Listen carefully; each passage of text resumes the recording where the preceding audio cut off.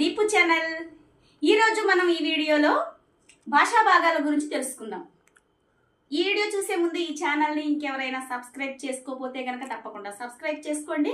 Video అంతా చూసిన తర్వాత మీకు నచ్చితే లైక్ చేయండి. మన టాపిక్లోకి వచ్చేద్దాం. భాషా భాగాలు.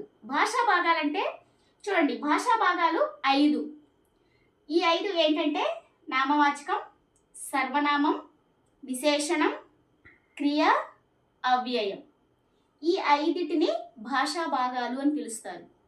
అంటే దీనిలో ఫస్ట్ది మనం చూసుకున్నట్లయితే నామవాచకం. నామవాచకం.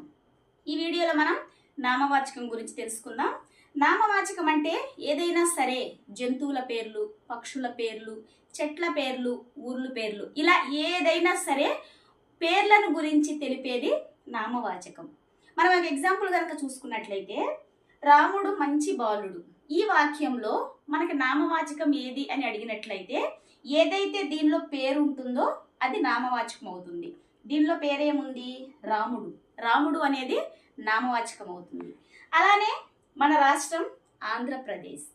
దీనిలో కనుక నామవాచకం చూసుకున్నట్లయితే నామవాచకం ఏమవుతుంది? ఏది పేరు అవుతుందో అది నామవాచకం. ఆంధ్రప్రదేశ్ అనేది నామవాచకం అవుతుంది.